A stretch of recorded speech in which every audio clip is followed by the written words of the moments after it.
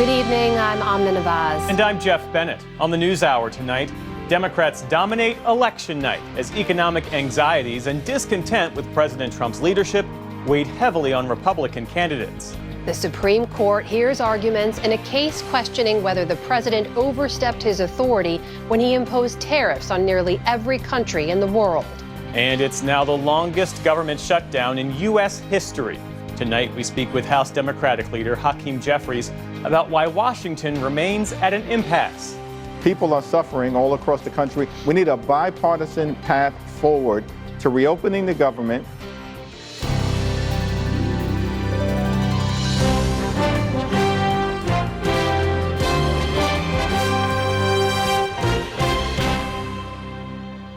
Major funding for the PBS NewsHour has been provided by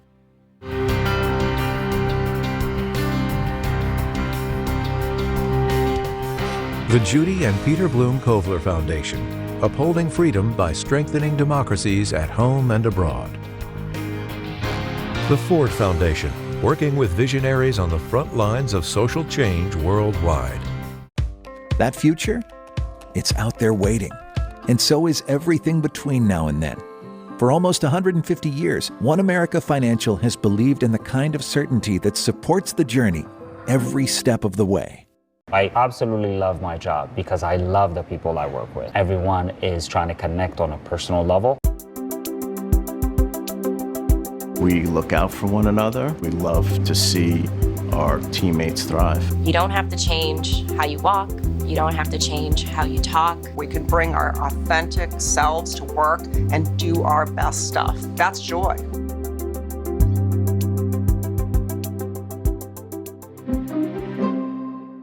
Certified financial planner professionals are proud to support PBS NewsHour. CFP professionals are committed to acting in their clients' best interest. More information at letsmakeaplan.org.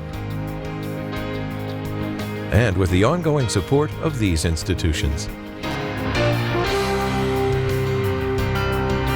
This program was made possible by the contributions to your PBS station from viewers like you. Thank you. Welcome to the NewsHour. In the first major election since President Trump's return to office, Democrats celebrated wins from coast to coast. New York City's next mayor will be Democratic Socialist Zohran Mamdani.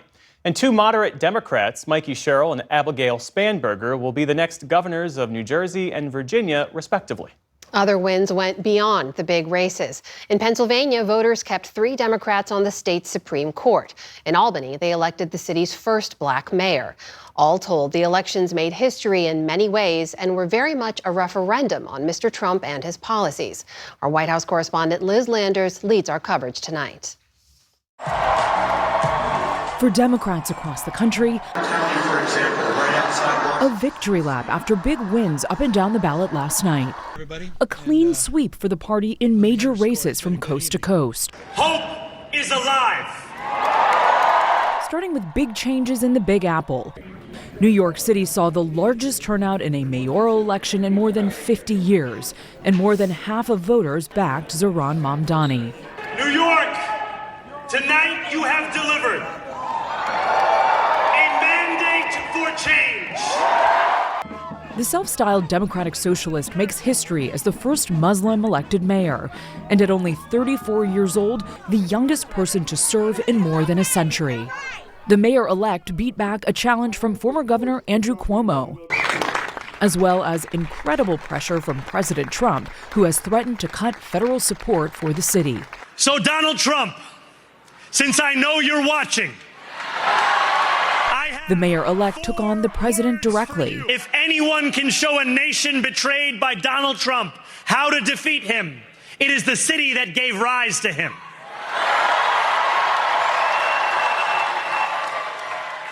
And if there is any way to terrify a despot, it is by dismantling the very conditions that allowed him to accumulate power. Across the river in New Jersey, and I am incredibly honored to be your next governor. Democrat Mikey Sherrill won a decisive victory over her Republican challenger and Trump ally, Jack Ciattarelli, in a state the president made significant gains in last year. I've spoken with thousands of you over this last year. I know your struggles. I know your hopes. I know your dreams. So serving you is worth any tough fight I have to take on. Cheryl's victory marks the first time a political party has held the governor's office in the Garden State for 3 consecutive terms in more than 50 years. It was a good night for Democrats in Virginia as well. Adam said to our daughters, "Your mom's going to be the governor of Virginia."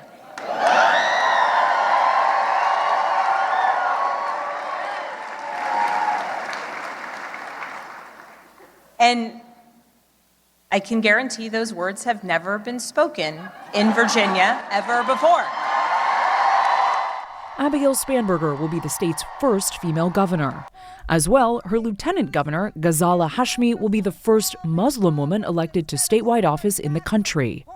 And embattled candidate Jay Jones unseated the incumbent Republican Attorney General, overcoming a scandal over violent text messages he sent back in 2022 suggesting a former lawmaker should be shot. Nearly every county in the state shifted in Democrats' favor from last year, helping usher in a large majority in the state legislature. Those races weren't the only Democratic wins. In Georgia, Democrats flipped 2 seats on a commission that regulates the state's utilities. In Pennsylvania, 3 Democrats on the Supreme Court will keep their seats for 10 more years. In Maine, voters rejected a Republican-backed effort to restrict voting access. What a night for the Democratic Party. The rising issue of redistricting was also on the ballot clear across the country in California. Voters overwhelmingly approved a new congressional map that could potentially help Democrats win 5 additional seats next year in the U.S. House. Republicans quickly filed a lawsuit today to block it. Governor Gavin Newsom launched the redistricting effort just a few months ago to push back on President Trump and Republican redistricting efforts that began in Texas and expanded to several other states. This is a pattern. This is a practice. Donald Trump's efforts to rig the midterm election continue to this day. And tonight, after poking the bear, this bear roared with an unprecedented turnout in a special election with an extraordinary result. Speaking to Republican lawmakers today, President Trump had a different takeaway. Last night, it was not expected to be a victory. It was very Democrat areas, but I don't think it was good for Republicans. I don't think it was good. I'm not sure it was good for anybody. But we had an interesting evening and we learned a lot. If you read the pollsters, the shutdown was a big factor, negative for the Republicans. And that was a big factor. And they say that I wasn't on the ballot was the biggest factor. The Republican candidates in both New Jersey and Virginia closely aligned themselves with the president, but Trump did not hit the campaign trail for either. In their concession speeches last night, Republicans congratulated their Democratic opponents, but were also unapologetic. Virginia's candidate for governor, Winsome Earl-Sears, Virginia is not a radical leftist state, and we will hold to account anyone who tries to impose on us the ideology of the left.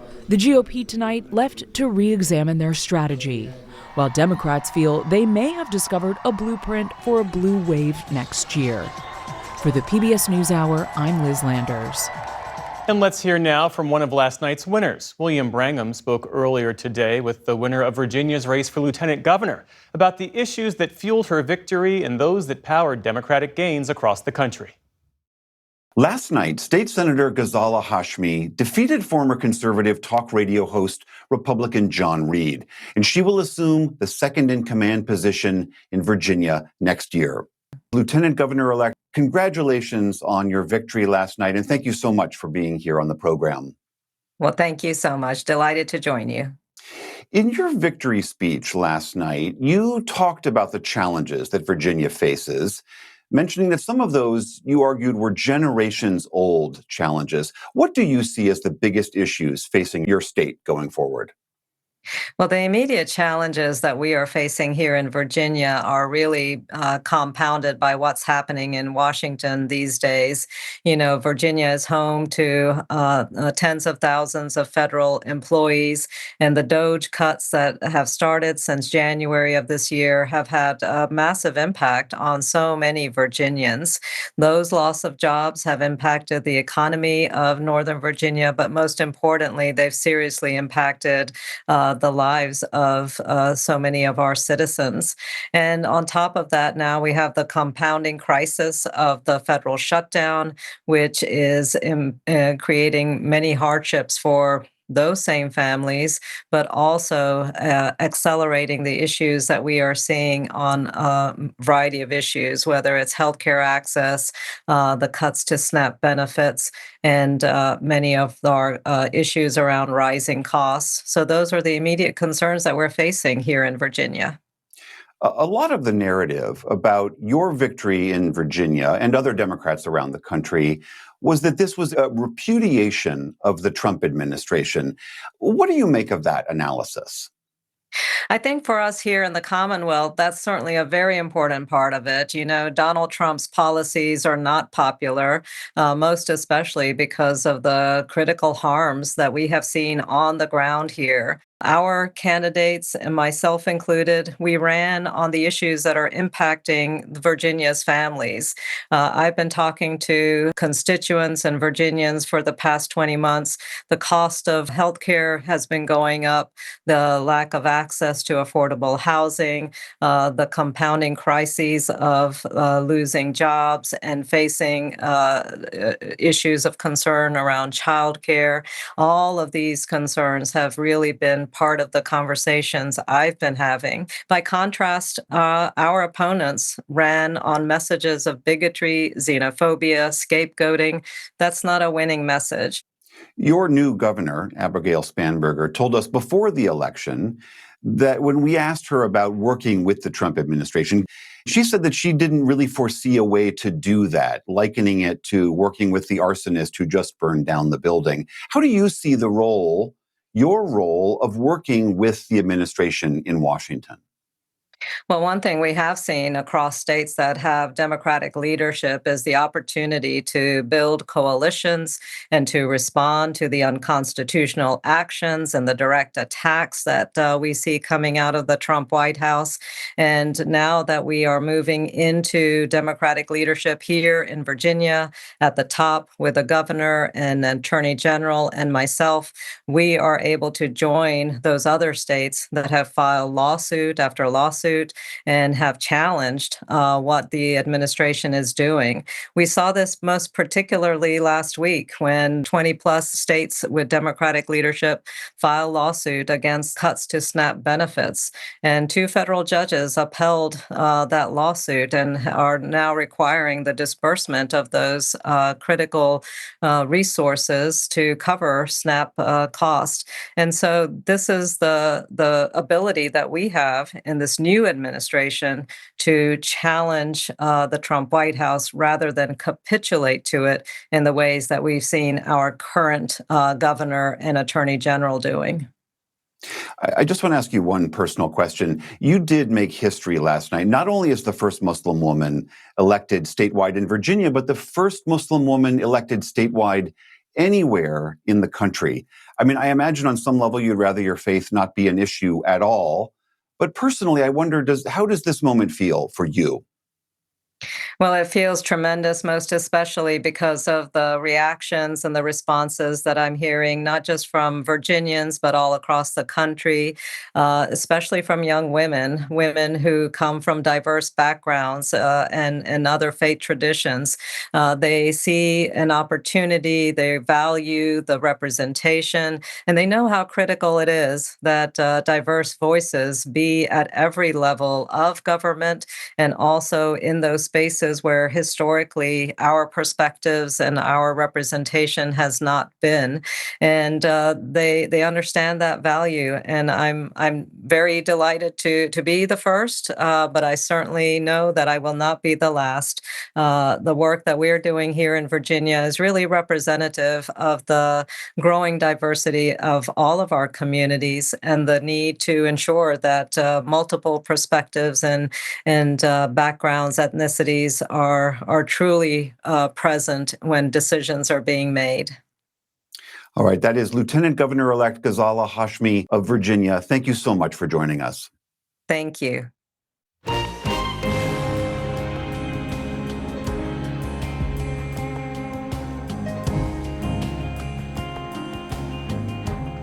And we start the day's other news in Kentucky. Federal safety officials say the wing of a UPS cargo plane caught fire and its engine fell off just before it crashed after takeoff yesterday.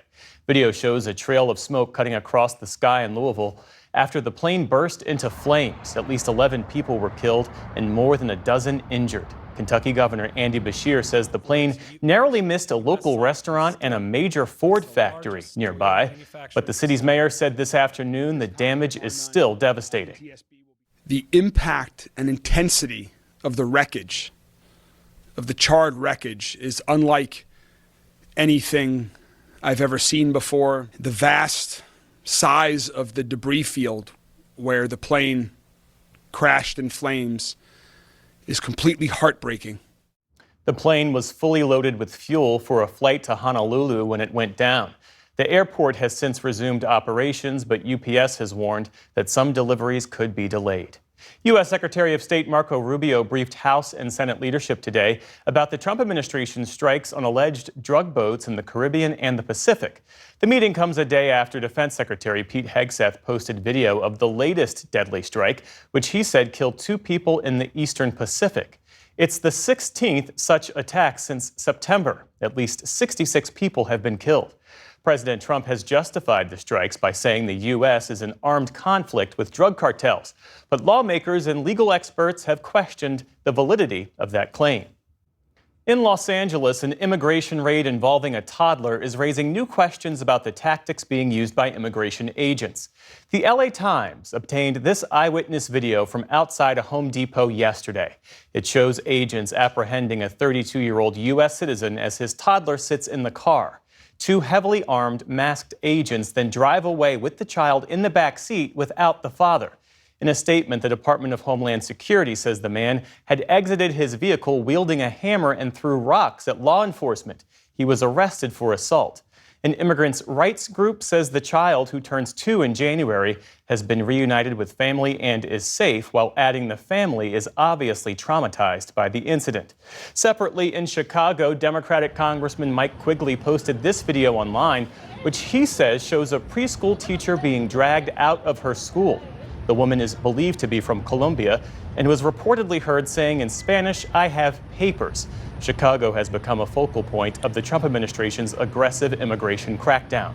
A DHS official responded by saying Quigley had misrepresented the facts and that the officers were carrying out a, quote, targeted traffic stop of an illegal alien who had fled inside. In the Middle East, Israel and Hamas have carried out their latest exchange, with Israel handing over the remains of 15 Palestinians and Hamas returning what is believed to be the body of an Israeli hostage. The exchanges are part of the ongoing yet fragile ceasefire agreement that took effect last month. Meantime, in Gaza itself, residents are bracing for winter, with many having lost their homes to Israeli bombardments. And while aid is getting into the territory, those who have returned home say conditions are dire. We have no life here. We've lost all hope. We have no water. We have no food. We came back to rubble. We need a tent to live in for us and for our children, and to have our lives back to the way it was before. Officials in Gaza say only about a quarter of the aid trucks agreed to in the ceasefire deal are reaching their destinations due to Israeli restrictions. Israel says it's fulfilling its obligations under the agreement and blames Hamas fighters for any shortages.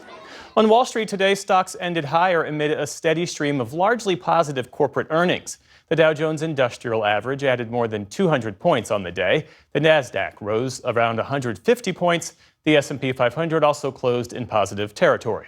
Still to come on the NewsHour, House Democratic leader Hakeem Jeffries on what is now the longest U.S. government shutdown on record.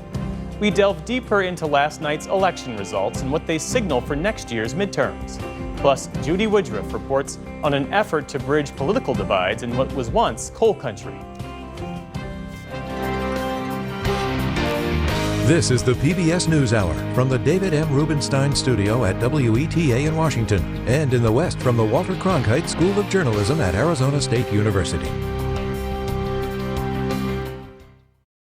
The Trump administration's sweeping tariff plan may be on shaky ground after a Supreme Court hearing focused on his authority to impose the measures.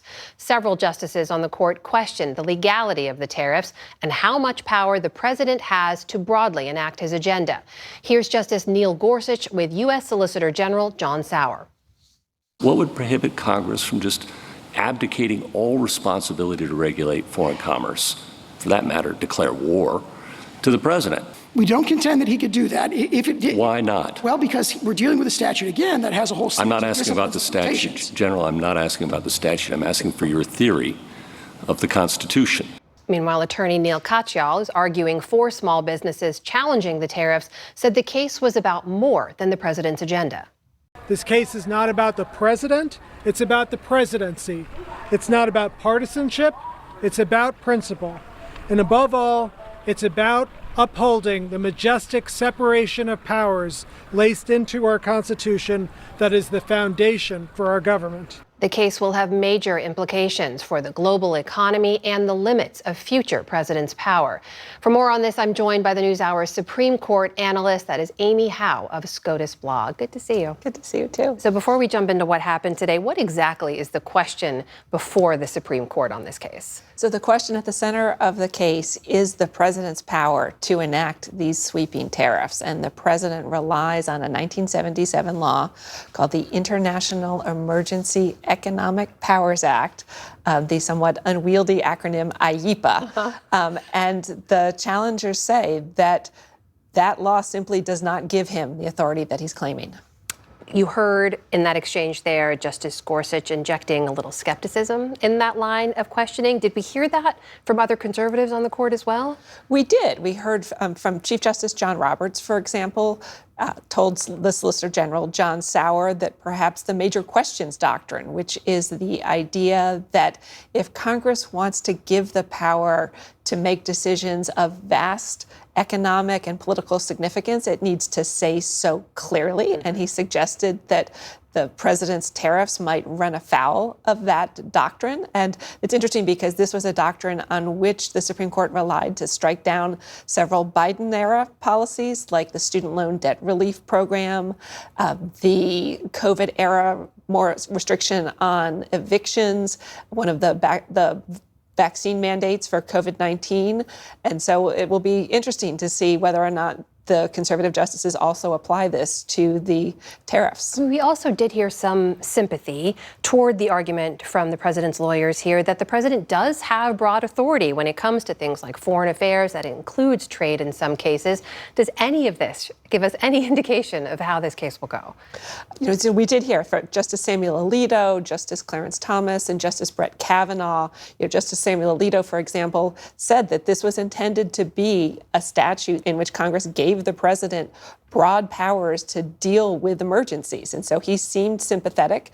And so I think it will be a close vote. And certainly when the U.S. Court of Appeals for the Federal Circuit heard this case, the lower court, it divided 7-4. It did not necessarily divide on ideological lines. The dissent in that case was written by a judge who was an Obama appointee. So it certainly seemed like Justice Gorsuch was skeptical of the Trump's tariffs, and this one too might not divide on ideological lines. There's clearly a lot at stake. We know the Treasury Secretary, Scott Bessent, the Commerce Secretary, Howard Lutnick, were both at the hearing today. We saw President Trump himself last night post online that this was a life or death case in terms of the country. If they lose, what's at stake? What could that look like, not just with regard specifically to tariffs, but for the broader agenda here? Yeah, so there, as you say, we're operating at a couple of different levels. Just as Amy Coney Barrett asked, what happens if we rule for you, talking to Neil Katyal, and she suggested that it would be a mess if the government had to give refunds of these billions of dollars worth of tariffs. And Neil Katyal gave the justices sort of a smorgasbord of options that they could go with if they decided that the tariffs were illegal, rather than just sort of order the government to give everyone their money back. But then there's the question of the tariffs. That certainly one of the challengers' arguments for why Congress in this statute, IEEPA, didn't give the president the power to impose tariffs is that there are other laws that allow the president to impose tariffs, but with some restrictions. And so the Trump administration could try to impose the tariffs relying on other laws. They could go to Congress. And then with the broader question, this is the first test of several tests that we're going to see at the Supreme Court this term involving the president's powers. Any indication how quickly they'll move on this case? It's a really good question. And certainly, we know that they can move quickly. In January, they issued a decision in a week in the TikTok case. I certainly don't think that they're going to move that quickly in this one. But the Trump administration did ask the justices to move quickly in this case. This case was highly expedited. So I don't think this is going to be one of those cases where we're going to be here at the end of June talking about it. I think it's more likely to be, sometime this winter or early spring at the latest. All right. That is NewsHour Supreme Court analyst Amy Howe of SCOTUS blog. Amy, thank you so much. Thanks for having me.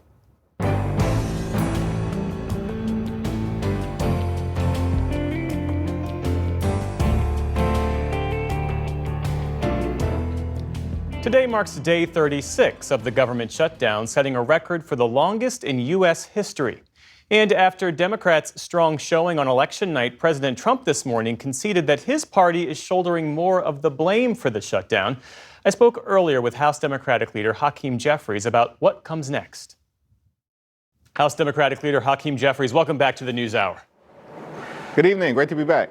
So this is now the longest government shutdown in U.S. history. Earlier today, you and Senator Schumer demanded a meeting with President Trump, the House Speaker Mike Johnson, the Senate Republican leader John Thune. Have you heard anything back? We haven't heard anything yet from either the president or our Republican colleagues. Unfortunately, they remain missing in action. The House has now canceled votes 6 consecutive weeks. House Republicans are literally on a taxpayer-funded vacation, even though we're in a government shutdown, the longest one in history, as you just mentioned. People are suffering all across the country. We need a bipartisan path forward to reopening the government, to entering into a spending agreement that actually makes life better for the American people while decisively addressing the Republican health care crisis. Democrats' strong showing in the elections last night, how does that shape your thinking or strengthen your hand in this shutdown fight? Well, we don't view this shutdown as something that should be assessed through a partisan lens. We're fighting hard to make life better for the American people, to make sure that taxpayer dollars are spent in a way that is effective and efficient, while at the same time dealing with the issues that we know are important to the American people, particularly driving down the high cost of living in an environment where costs haven't gone down. Despite what Donald Trump promised on day one, costs have gone up, housing costs up, electricity prices through the roof, child care costs up, grocery costs up, and now because of the Republican refusal to extend the Affordable Care Act tax credits, we know that tens of millions of Americans throughout the country are about to experience dramatically increased health insurance premiums, including, in some cases, people being forced to pay either $1,000 or $2,000 more per month. This cannot be allowed to occur in this country, the wealthiest country in the history of the world. As you mentioned, as this shutdown persists, the human toll is mounting. No paychecks for federal workers, SNAP benefits running dry. The FAA said today they will cut air traffic by 10% if the shutdown continues through Friday. If Democrats say they're the party that believes that government should work, especially for folks on the margins, how do you explain to voters that the shutdown is continuing on Democrats' watch as well? Well, we want a country to work, a country that works for working class Americans, for everyday Americans, and for middle class Americans. And what's clear is that there are far too many people who are struggling to live paycheck to paycheck. They're working hard, they're playing by the rules, but they can't get ahead and they can barely get by. And that should not be the case in this great country, where you have people, the wealthy, the well-off, and the well-connected, who are continuing to benefit from Republican policies, including the one big ugly bill that enacted the largest cut to Medicaid in American history, ripped $186 billion from SNAP in terms of what was done in that legislation, literally stealing food from the mouths of hungry children, seniors, and veterans, and all of that was done by Republicans to enact massive tax breaks for their billionaire donors, and they made those tax breaks permanent. And what we're fighting for at this moment is for a country that actually delivers on its promise. And in order to do that, we have to address the fact that life is too expensive for far too many people. And we're on the wrong path. The American people understand that, and we need to change course. Separate from the shutdown, I do want to ask you about the takeaways from last night's elections, because you had a Democratic socialist in New York win, you had a centrist figure like Abigail Spanberger in Virginia win. What's the broader message for your party, and what warning do you think Democrats' wins send to Republicans? Well, it was a decisive set of victories for the American people who are crying out for public servants who are actually going to put everyday Americans first, as opposed to what Republicans have done, which is to prioritize their billionaire donors. And the common narrative that connected what happened in New York to what happened in Virginia to what happened in New Jersey and other parts of the country, including in Georgia or Pennsylvania or Mississippi, where Democrats flipped seats, in some instances for the first time in decades, is that we are focused on the affordability crisis, on driving down the high cost of living, on fixing our broken healthcare system, and making sure that people have a path toward experiencing the American dream. Hopefully, my Republican colleagues will process that and change course, because the Trump presidency has been a disaster, including as it relates to the Trump tariffs, which have actually increased costs by thousands and thousands of dollars per year on working class Americans. With President Trump reportedly telling Republicans that they're getting politically killed by the shutdown, does that give you an opening?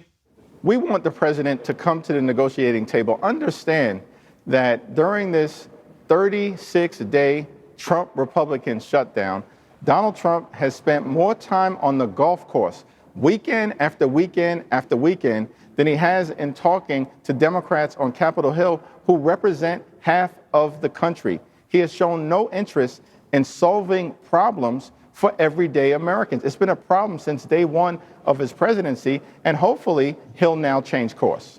House Democratic Leader Hakeem Jeffries, thanks again for your time this evening. Good to see you. Thank you.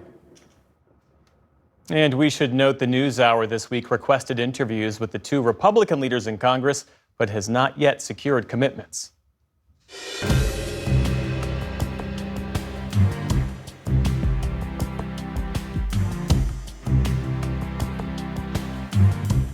Well, as we've been discussing, last night saw resounding wins for Democrats across several states. But how did the winning coalition come together? For a deeper dive into the results, I'm joined now by Amy Walter of the Cook Political Report with Amy Walter. Good to see you. Hello. Let's jump in. Let's start with Virginia, first of all. We saw there Democrat Abigail Spanberger with more than 57% of the vote to win over the Republican, who had about 43%. A similar margin of victory in New Jersey, where the Democrat Mikey Sherrill got more than 56% of the vote. So let's just start with the elephant in the room, right? How much did President Trump and his policies have to do with these wins? There's no doubt that he was a central factor in these. These are not federal races, right? These are gubernatorial races. And yet, when you look at the margins of both of those candidates, they basically matched Trump's disapproval rating in the state. So, for example, Mikey Sherrill in New Jersey, she won her race by 14 points. Donald Trump's disapproval rating in the state, basically minus 14. In other words, what the Republican candidate got in that race matched the vote. I'm sorry, matched Trump's approval rating there. So what we also see is that overall, voters were maybe not necessarily unhappy with what was happening in their state. That was true in Virginia, where they thought Virginia was pretty much on the right track. They felt pretty good about the Republican governor, but they thought that things in the country were going off track. I think in Virginia, 80% of voters there said they think things in the country are going off on the wrong track, close to that in the state of New Jersey. And independent voters, who we know are traditionally the swing voters, moved overwhelmingly in favor of both Democrats in those races. Again, I would argue this was much more about how those voters felt about Donald Trump than it being about what was going on in those specific states. I know you and I have also talked a lot over the last year or so about how much President Trump, the inroads that he made with minority groups to secure his last victory. That's right. What did we see with regards to that last night? Well, you can see in a state here like New Jersey back in 2024, President Trump made pretty significant gains in that state, winning 43% of the Latino vote. In this election, those gains really evaporated, the Republican getting 31% of the Latino vote. We saw in Virginia, for example, in the most heavily Hispanic district in the state, the Democrat, Abigail Spanberger, improved on Harris's margin with those voters by 20 points. So did 20 points better in Latino areas now than Harris did. Now, I talked to a Democratic strategist today who works very closely with Latino voters who said, put the brakes on this, Democrats who think that this means everything's fixed, everything's solved, and that Republicans' gains with Latinos are going to snap back to where they were before Trump was in office. His argument is, yes, this was a good night for Democrats, but it doesn't mean that the Republican movement among Latino voters is going away. So in the minute or so we have left, what does it mean, big picture? What can we pull from last night in terms of looking ahead to the 2026 midterms? Yes. So I said the other night on Politics Monday that it's sort of a reset. We basically get to move away from 2024 and look ahead now on what the political environment looks 2025 and going forward into the 26 election. Combine what happened in those New Jersey, Virginia races with other races taking place in more purple states like Georgia and in Pennsylvania, where Democrats had really good nights in some statewide local races. Combine that with special elections where Democratic candidates are outperforming Kamala Harris by 15 points on average. That adds up to a very difficult political environment for Republicans going into 2026, a much better environment for Democrats. Amy Walter, always great to have you help us make sense of it all. Thank you so much. And joining us now for more political analysis are two political strategists. That's Democrat Amisha Cross and Republican Whit Ayers. It's great to see you both. So, Amisha, we'll start with you. Democrats claiming those decisive wins in New York City and in the Virginia and New Jersey governor's races. What lessons, if any, can Democrats take away from those victories as they head toward the midterms? Affordability, affordability, affordability, and nailing Trump where it hits the hardest. I think that the economic downturn as it relates to people's pocketbooks and not being able to go to the grocery store, not being able to feed their families, the SNAP cuts that are coming from the Big Beautiful Bill Act, but moreover, the government shutdown where millions of families across this country who are in poverty don't have access to those SNAP food stamp benefits. You name the cost, it has gone up, and the families are really hurting.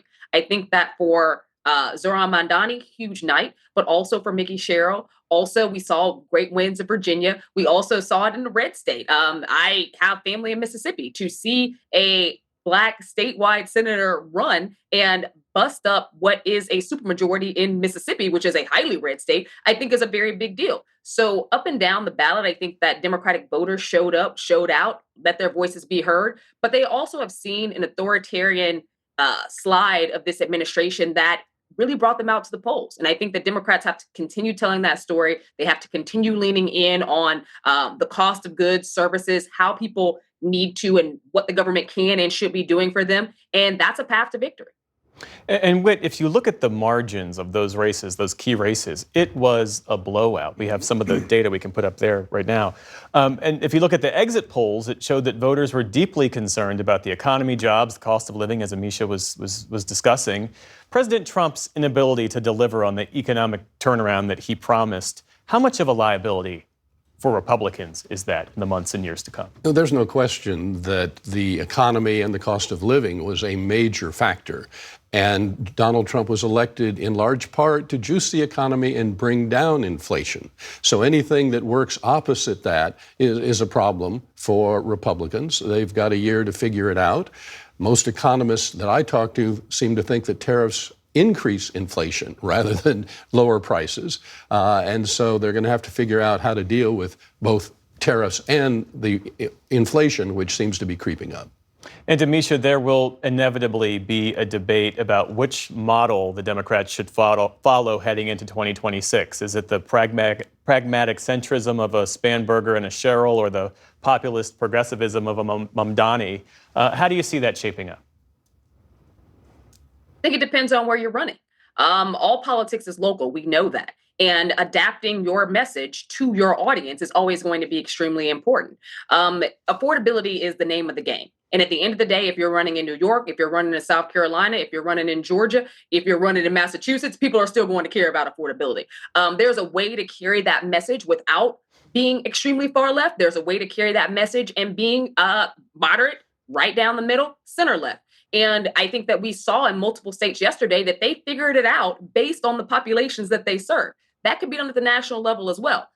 Anybody running for president in 2028, as well as those who are running throughout the midterms next year, they recognize who their constituents are. They're going to talk to them and meet them where they are. The best learning lesson I think that came out of last night's races was that you had people who listened to their constituents. They heard their cries, they paid attention to what people wanted to see out of their government, and they gave them a message that worked. They included them in their campaigns, and they utilized that messaging strategy to get out the vote. And that's what really mattered.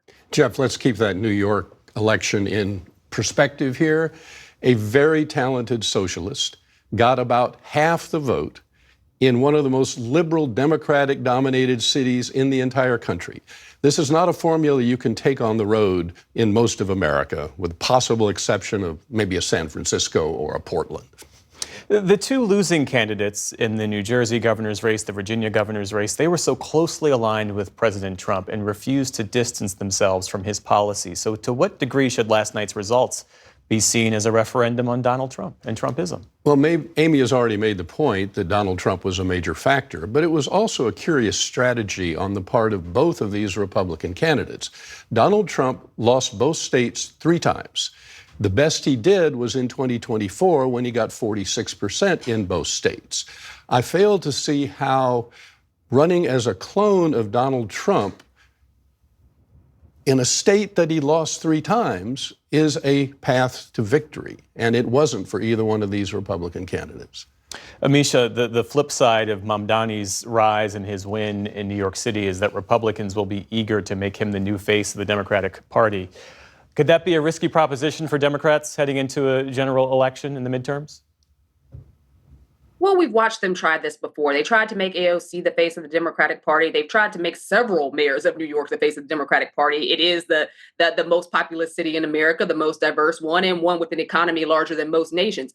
We've been here, done that, seen this page before out of the Republican Party. What they have to understand here is that most people in New York could have cared less whether Mamdani was a Democratic Socialist or not. If you ask most of them, they don't know what a Democratic Socialist is. What they cared about was the fact that this man was running on a platform of affordability, making sure their grocery prices were lower, ensuring that they had a childcare affordability, you name it, so that they could reach what we all consider the American dream. That's a message that can work across the country. And I think the Republicans need to focus more on opening the government, which was one of the major reasons they also lost at the ballot box, in addition to ensuring that the very things that Trump ran on that got him the votes in 2024, which were largely affordability, he can bring to pass. If he can't, then he's just going to continue to rack up losses, and so will his party.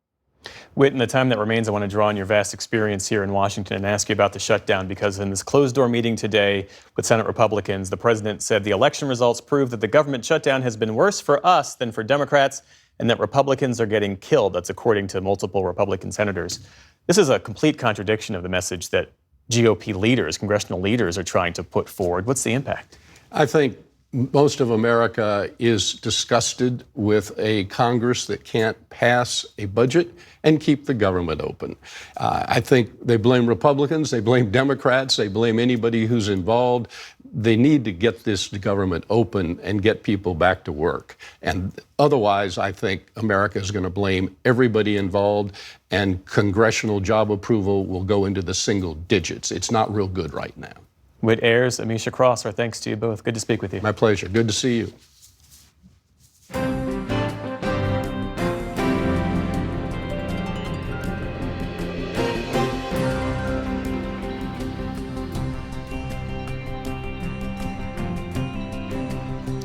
For decades in Pike County, Kentucky, coal was more than an industry. It was a way of life, powering homes, paychecks, and a deep sense of identity. But as the economy shifts, residents are also grappling with growing political divisions within their community. Judy Woodruff reports from Pike County in the latest installment of her series, America at a Crossroads. In the hills of eastern Kentucky, fall colors streak across the Appalachian Mountains, a reminder of the area's beauty and resilience. But over the past 4 decades, the population has fallen sharply, down by nearly a third, following the collapse of the region's main industry. Traces of the old coal economy are still visible in a region once hailed as America's energy capital. Those who've left to find jobs elsewhere face a stigma. If you venture outside of here, as someone from Appalachia, immediately feel defense and shame. Like I'm from a lesser part of the country. I'm a dumb hillbilly, and that's what everybody thinks. What do you say to them, people you know about this part of the country, about Pikeville? I say, come with me, get to know people outside your bubble. It's not that hard. Sociologist and author Arlie Hochschild has spent more than 7 years getting to know the people here in Pike County, Kentucky, the state's largest and most eastern county. I often heard, we kept the lights on. We won World War I. We won World War II. We provided the electricity and energy that helped build the weapons we needed to win that war. And now we're forgotten. That is the basic feeling here. Who knows we're here? Who's going to help us? A far-right rally here in 2017 sparked her interest, which grew into her latest book, Stolen Pride, Loss, Shame, and the Rise of the Right. It seeks to understand how a once overwhelmingly Democratic region became overwhelmingly Republican as the economy changed. What's happened, I think, is a whole sector of American society has experienced this scary slide downward and has felt, wait a minute, the other sector is going up and we're going down. And they've turned to both parties, Democratic Party, Republican Party, and haven't found answers. My great-grandfather. I met up with some of the people Hochschild profiled, including Republican businessman Roger Ford. His family has lived here for generations. The National Democratic Party's policies are way off center. The issues that they seem to want to focus on cater more to urban areas. Many liberals like James Browning now feel outnumbered and silenced in a county that President Trump carried with 82% of the vote last November. Reds are saying all the right things, I think. They are not in touch with reality, in my opinion, much less the working class. The political divisions here, like in the rest of the country, are now more visible, according to Robert Music, a religious studies instructor at the University of Pikeville. It's beginning to really start dividing some places that were traditionally neutral grounds. Music also pastors an Episcopalian church and preaches at other churches in the community. People are just now kind of a little bit hesitant, or maybe they're not having the same type of dialogues that they used to have because they're just so afraid of hitting a button that people are going to be, too hot and bothered about. After Hochschild's book was published, some of her subjects connected and wanted to meet in person.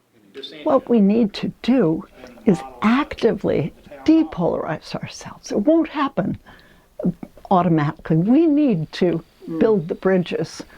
They named the get-together Holler Log, a nod to the valleys they call home, combined with a spirit of dialogue.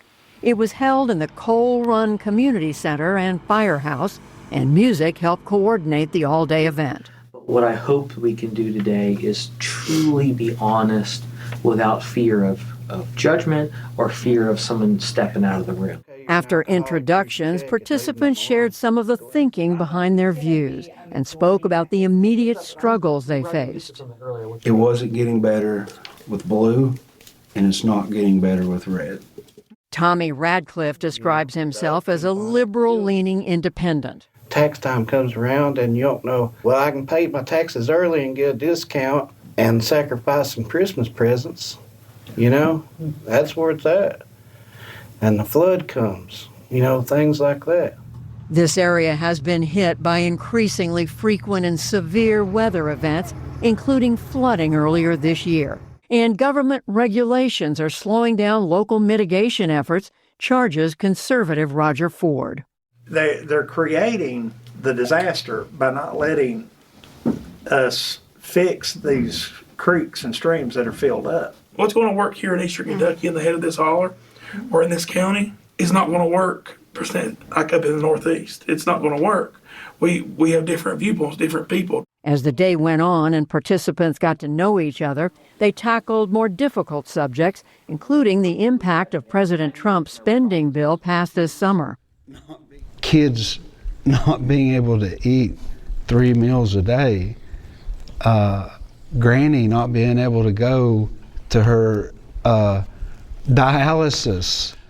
I have a hard time coming to the fact that everyone's going to be kicked off and then everyone has to reapply and then get, like, work requirements is all that I've read that would affect Medicaid. And in this county that's overwhelmingly white, the issue of race came up toward the end of the day. If I drive 15 to 20 minutes in any direction outside of the city of Pikeville, is when I begin to see Confederate flags on flagpoles and in people's bedroom windows. Do you think just because that Confederate flag is there, do you think that makes them racist? Yes. Do you? Okay. I don't necessarily subscribe to that. But throughout the 7-hour day, Trump was not a central topic. We haven't mentioned President Trump very much. We haven't talked about him at all. I think we've been talking about President Trump all day. I think it's worn out. I think you've beat it to death. As it came to a close, they celebrated with bluegrass music and dinner and agreed it wouldn't be their last meeting. People really agree that actually a lot of these cuts to services that have happened will hurt this area. We've also agreed that getting some federal funds in to diversify this economy, get solar panels on those sawed-off mountains, that would be a good thing in this area. And we mainly agree we ought to get to know each other's cultures respectfully and stop stereotyping each other. Is this the kind of thing that you think is easy to replicate in other places, or is it unique because of your book? I won't say easy to replicate, but yes, it's completely replicable, but with a few rules about listening and about taking your alarm system off and really actively listening and looking for what you actually do agree on. And for some, there were surprises. I expected when I started out yesterday morning, these base values and things that all humans are concerned with. And I had it in my head that was the only things I would find commonality with these guys. I was wrong. I think as long as you're talking, that beats the alternative. Solutions, I think, at this point are not found in the halls of Congress. I think the solutions are people outside of that coming together and saying, okay, how much are we really in disagreement with each other? For the PBS NewsHour, I'm Judy Woodruff in Pikeville, Kentucky.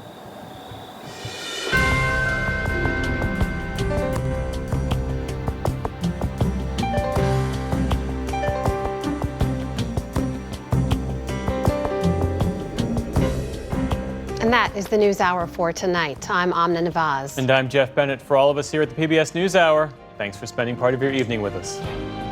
Major funding for the PBS NewsHour has been provided by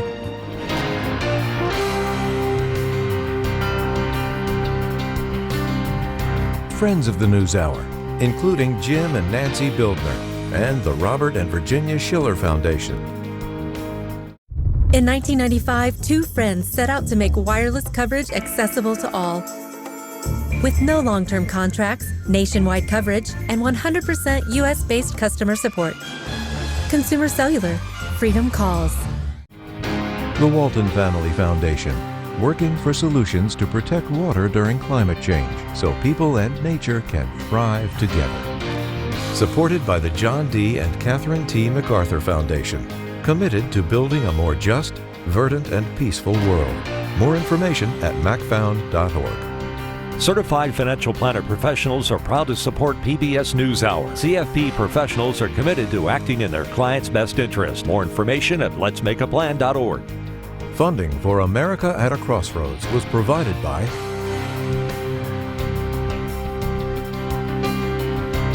and with the ongoing support of these individuals and institutions.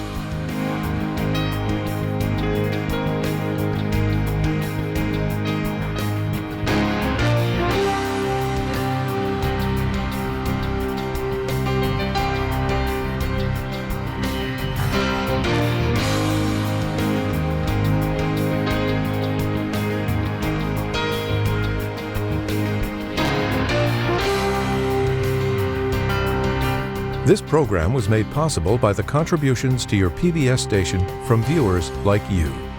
Thank you.